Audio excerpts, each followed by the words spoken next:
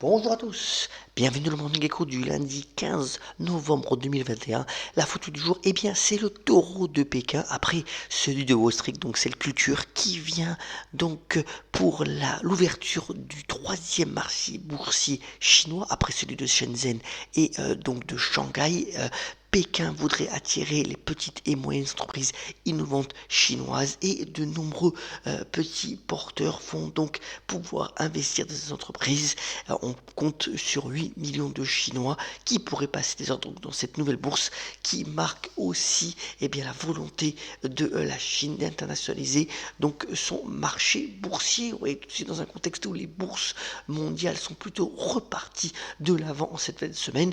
Ce matin, c'est plus contrasté, notamment en Chine. On va le voir dans un instant. Alors, les éléments clés de marché, c'est deux donc statistiques chinoises qui sont meilleures que prévu à la fois pour la consommation mais aussi pour la production industrielle entraîner des baisses plus significatives. C'est meilleur que prévu. Vous voyez que l'indice chinois baisse légèrement dans ce contexte. Et puis du point de vue du Japon, on a eu le PIB du troisième trimestre. Là, c'est une contraction plus significative que prévu de l'activité, mais le plan de stimulus promis donc par le nouveau Premier ministre japonais permet à la bourse japonaise pour le moment d'être en territoire positif malgré ces chiffres plutôt décevants. Alors, l'autre point aussi de la semaine dernière et qui se confirme malgré une légère baisse aujourd'hui, c'est l'or qui a connu donc pratiquement 5 séances consécutives de hausse, marquant donc au-dessus de 1850 dollars l'once. Alors, de nombreuses projections ou analyses techniques témoignent donc d'un relent donc d'intérêt pour le métal jaune qui pourrait revoir ses plus hauts dans un contexte bien entendu où on parle d'inflation, voire d'inflation galopante, notamment aux États-Unis. Alors, Madame Yellen, l'équivalente de notre ministre des Finances, a dit que cette inflation, cette hausse des prix pourrait se calmer pour la deuxième partie de 2022. C'est vrai que quand même les investisseurs cherchent des alternatives pour pouvoir contrer ou se protéger de cette hausse des prix. Alors, deux autres points aussi relayés dans la presse financière, notamment d'abord, dans ce contexte quand même de reprise économique, les entreprises sont de plus en plus généreuses avec leurs actionnaires. Vous voyez, c'est le graphique de gauche compilé par l'agence Bloomberg qui démontre que finalement, les distributions de dividendes vont être de nouveau à un niveau record pour 2021 après la baisse donc de 2020 suite au Covid. Et puis le marché du luxe lui aussi qui retrouve ses niveaux d'avant Covid quand on compile finalement les ventes des grands groupes de luxe. Alors même si l'Europe est à la traîne, notamment les États-Unis sont partis très fortes et aussi à noter pour ce segment donc du marché du luxe l'envolée des échanges sur les produits d'occasion dont les principaux groupes se sont emparés aussi pour pouvoir encore améliorer leurs ventes. Le secteur bancaire n'est pas en reste, voilà, donc une belle infographie relayée par le quotidien Les Échos. Vous voyez que l'indice Eurostock Bank, c'est-à-dire l'indice qui compile les grandes banques de la zone euro, est à son plus haut depuis plus d'un an et est au-dessus de son niveau pré-Covid avec finalement des résultats mais aussi des produits nets bancaires des grands groupes européens qui sont en forte hausse et donc là aussi des distributions de dividendes qui pourraient être plus généreuses dans le futur. Alors au niveau de l'actualité des entreprises, deux nouvelles intéressantes. D'abord, Airbus est véritablement la star du Dubai Air Show, c'est le salon aéronautique avec déjà 255 avions commandés. C'est une commande de 29 milliards d'euros. Il y a aussi d'autres discussions pour encore engranger de nouvelles commandes. Et quant à Spotify, le leader du streaming musical, il se diversifie encore encore, c'est Find a Way. Alors, Find a Way, c'est le leader du livre audio. Voilà donc une nouvelle façon de pouvoir se diversifier après avoir beaucoup investi dans les podcasts. Eh bien, Spotify cherche de nouveaux relais de croissance. Ça a plutôt plu à la bourse, puisque vous voyez que l'action du groupe suédois a pris 1,40% à la bourse de New York vendredi.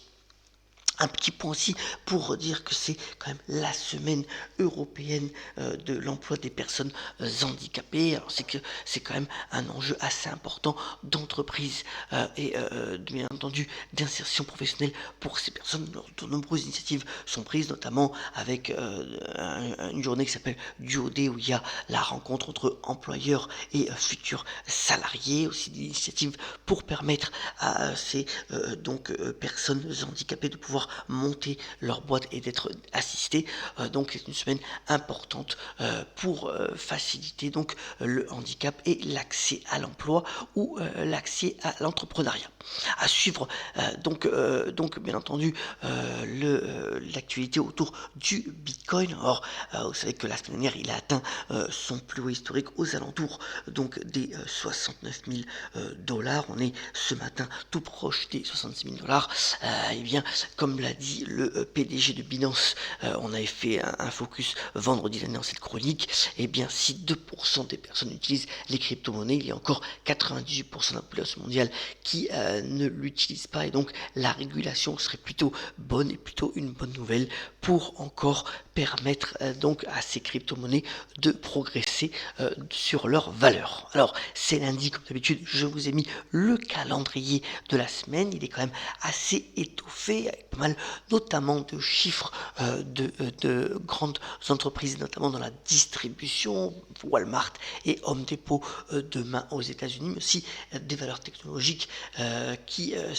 aujourd'hui font l'actualité, notamment dans les semi-conducteurs. Nvidia qui donc publiera ses résultats mercredi, Alibaba aussi jeudi dans l'e-commerce. Donc c'est à suivre. Au niveau des chiffres macroéconomiques, c'est plus faible, mais il y a quand même un sommet important en visioconférence entre les États-Unis et la Chine pour pouvoir apaiser les tensions actuelles, notamment autour de Taïwan, et bien sûr aussi les enjeux commerciaux. Alors, le décodage pour aujourd'hui du lundi, eh bien, c'est les fameuses scissions d'activité des grands groupes. Alors, c'est voulu notamment par les marchés financiers. D'abord, qu'est-ce que c'est donc une scission d'activité, un spin-off? Donc, l'objectif, c'est de scinder une partie de l'activité d'une société existante par émission de nouvelles actions. Et ces nouvelles actions, eh bien, sont reçues aux actionnaires historiques qui reçoivent donc une deuxième société au sein de leur portefeuille. Et on a eu donc ce mouvement en fin de semaine assez dense. On l'a dit, General Electric donc se scinde dans 3 activités avec l'aviation, la santé et tout ce qui est aussi activité énergétique.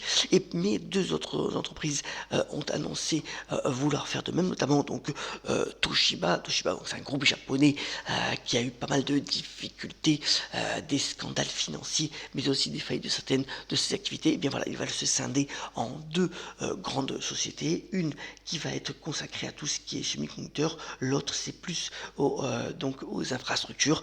Voilà une façon de pouvoir se relancer. Et puis donc la grande entreprise américaine Johnson Johnson, qui est quand même une belle société, notamment lorsqu'elle émet la dette, elle bénéficie d'un triple A.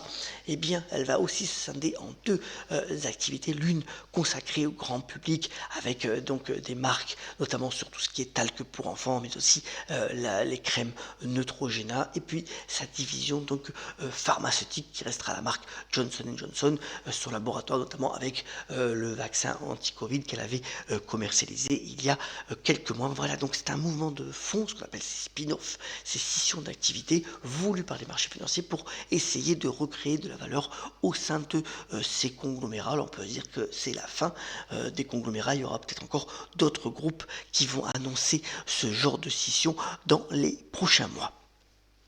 What else? Alors, What else, c'est essentiellement consacré donc à la ville de Nice, qui veut véritablement être la capitale européenne de la culture donc pour 2028. Le maire Christian Estrosi donc a fait une nouvelle interview dans Nice Matin pour aller vers cet objectif. Alors, il y aura une phase de présélection en 2023. Ensuite, ce sera en 2024 qu'une ville française, et on espère Nice, pourra être donc désignée capitale de la culture pour 2028. Donc il y aura 4 années pour pouvoir se préparer à cet événement qui serait véritablement un booster donc pour le tourisme de la Côte d'Azur pour la fin de la décennie. Terminons ce morning en vous souhaitant une excellente semaine et par la citation du jour, il vient du grand acteur Jean Gabin qui nous a quitté un 15 novembre et qui a notamment déclaré: je boirai du lait le jour où les vaches mangeront du raisin. Très bonne journée et on se retrouve très prochainement pour un morning call. À très bientôt.